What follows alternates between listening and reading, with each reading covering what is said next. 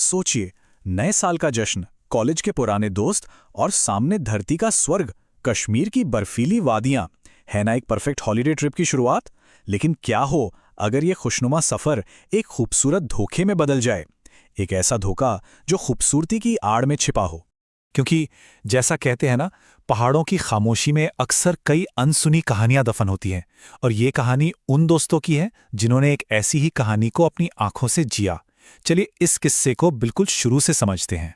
तो कहानी की शुरुआत होती है एक बहुत ही खूबसूरत सुबह से, उस जगह जिसे लोग जन्नत कहते हैं, कश्मीर में। ये हैं नितिन, ध्रुव, रिया और वर्षा।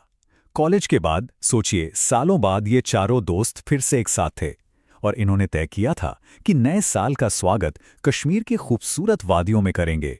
मतलब एक्साइटमेंट तो नेक्स्ट लेवल पे था। अपनी गाड़ी से पूरी रात का सफर तय करके वो सुबह सुबह कश्मीर पहुंचे।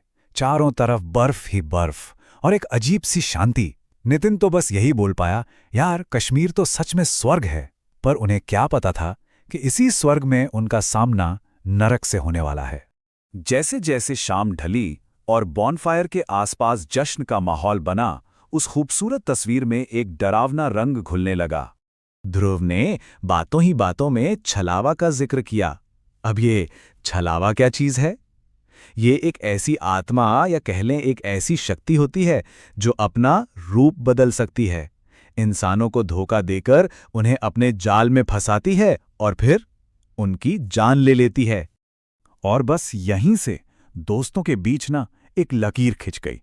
एक तरफ था ध्रुव जो इन बातों को गंभीरता से ले रहा था और सबको सावधान कर रहा था, और दूसरी तरफ था नितिन जो इन सबका मजाक उड़ा रहा था। उसने तो यहां तक कह दिया, काश अभी मेरे पास कोई पहाड़ी लड़की आए। ध्रुव की बार बार की चेतावनियों से छिड़कर नितिन अकेले ही अंधेरे जंगल की तरफ चला गया। पीछे से ध्रुव चिल्लाता रहा, अपने साथ माचिस लेकर जा, कोई छलावा मिल गया तो अपने साथ ही ले जाएगा। लेकिन नितिन ने उसकी बात को बकवास कहकर टाल दिया। और बस यही उनकी सबसे बड़ी गलती थी। जंगल का घना अंधेरा और एक अकेली लापरवाह जान।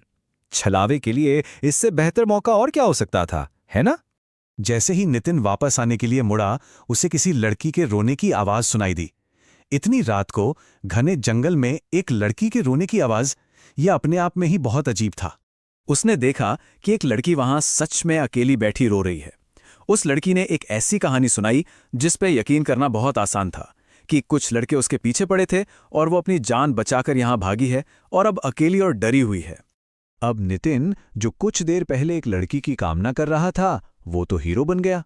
उसने लड़की को मदद का भरोसा दिया और उसे अपने साथ कैंप फायर की तरफ ले जाने लगा।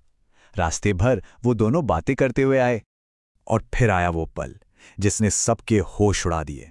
नितिन ने अपने दोस्तों से कहा, मैं तो तुमसे इसे मिलवाना ही भूल गया। लेकिन जब उसने पलट कर देखा तो वहां कोई नहीं था।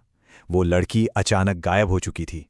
उसके दोस्त हैरान थे कि भाई ये किससे बात कर रहा है।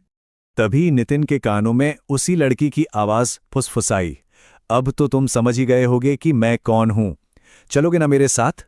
ये छलावा था और उसने अपना खेल शुरू कर दिया था। इसके बाद जो हुआ वो दोस्ती के जश्न से मौत के खेल में तब्दील हो गया। अब बात मजाक की नहीं, सिर्फ जान बचाने की थी। उस छलावे ने अपना असली भयानक रूप दिखाया और नितिन को खींचकर झाड़ियों की तरफ ले जाने लगी। दोस्तों ने जब ये देखा तो उनके होश ही उड़ गए। यहां से घटनाओं का एक भयानक सिलसिला शुरू हुआ। पहले उन्होंने जलती लकड़ी से हमला करके उसे भगाया। फिर वो गाड़ी में बैठ के भागे, लेकिन छलारा गाड़ी के ठीक सामने आ गया। इसके बाद नितिन पर उस आत्मा का कब्जा हो गया। उसकी आंखें लाल हो गईं और उसने रिया पर हमला कर दिया। वर्षा ने अपने रुद्राक्ष के ब्रेसलेट से उसे रोका, लेकिन अफरा तफरी में उन्हें गाड़ी छोड़नी पड़ी। और इसी भगदड़ में आत्मा के वश में आए नितिन ने वर्षा को पकड़ लिया और इसे घसीटते हुए ले गया। जब सारी उम्मीदें खत्म हो जाती हैं, तब कभी कभी मदद ऐसी जगह से आती है जिसकी कल्पना भी नहीं की जा सकती। लेकिन हर बचाव की एक कीमत होती है। ध्रुव और रिया पूरी तरह से हताश और टूटे हुए थे। अपनी दोस्त को खोने के डर से वो बस भगवान से प्रार्थना कर रहे थे। और तभी उनकी प्रार्थना सुनी गई। उन्हें नागा साधुओं की एक टोली मिली। ध्रुव ने साधुओं को पूरी कहानी बताई। उन्होंने अपनी शक्तियों, भभूति और मंत्रों का इस्तेमाल किया और उस गाड़ी तक पहुंच गए। उन्होंने नितिन के शरीर से उस दुष्ट आत्मा को सफलतापूर्वक निकाल दिया। नितिन और रिया तो बच गए थे, लेकिन उनकी एक दोस्त अभी भी लापता थी। उन्होंने उम्मीद से साधुओं से वर्षा के बारे में पूछा। साधु का जवाब दिल दहला देने वाला था। उन्होंने कहा, मुझे बड़े खेद के साथ कहना पड़ रहा है कि वो अब जिंदा नहीं है। छलावे ने उसे अपनी चपेट में लेकर खत्म कर दिया।